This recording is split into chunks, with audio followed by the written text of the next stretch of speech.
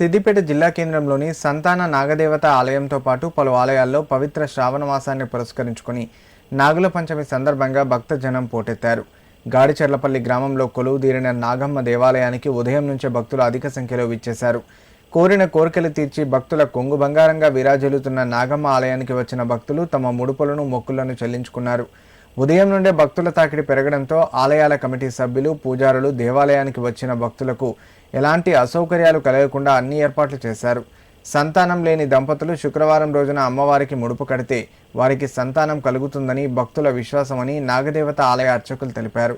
నాగదేవత ఆలయానికి సిద్దిపేట భక్తులే కాకుండా చుట్టుపక్కల పరిసర ప్రాంతాల ప్రజలు కూడా పెద్ద సంఖ్యలో పాల్గొంటారని ఆయన తెలిపారు. ప్రతి సంవత్సరం నాగుల పంచమి శ్రావణ మాసంలో వస్తుంది కాబట్టి ప్రతి సంవత్సరం భక్తులకు ఎలాంటి ఇబ్బంది కలగకుండా నాగుల పంచమి రోజు నాడు చాలా వైభవంగా భక్తులు వస్తారు.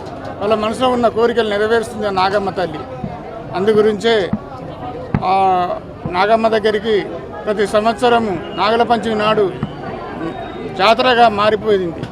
కాబట్టి ముందు భవిష్యత్తులో నాగదేవత ఆలయం చాలా అభివృద్ధి చెందే అవకాశం ఏర్పడుతుందని ఆ నాగమ్మ కళారూపంగా చెప్పాది.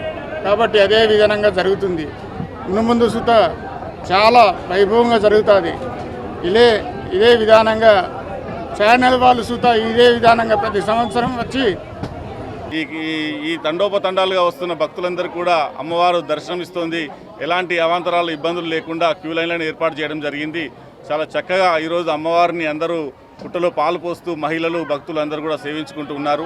ముఖ్యంగా ఈ మన హిందూ సనాతన ధర్మంలో ప్రకృతిని కూడా మనం భగవంతునిగా పూజించే గొప్పదనం మన సనాతన ధర్మంలో ఉంది. కాబట్టే ప్రతి జీవరాశిని కూడా ఈరోజు మనము దేవుడు అని మొక్కుతున్నాము. అందులో మనం నాగేంద్రుడిని నాగదేవతగాను నాగేంద్రుని గాను పామును కొలుస్తూ ఉన్నాం. ఇటు ఈ నాగుల పంచమి సందర్భంగా ఆ నాగేంద్రుని నాగదేవతను కూడా మనం దేవతలుగా కొలుస్తూ ప్రకృతికి మనం దగ్గరగా వెళ్తున్నాము. ప్రతి జీవిని కూడా మనం గౌరవించాలనే ఒక గొప్ప ధర్మాన్ని మనలో ఉంది. కాబట్టి ఈ నాగుల పంచమి కార్యక్రమం ఇంత విజయవంతం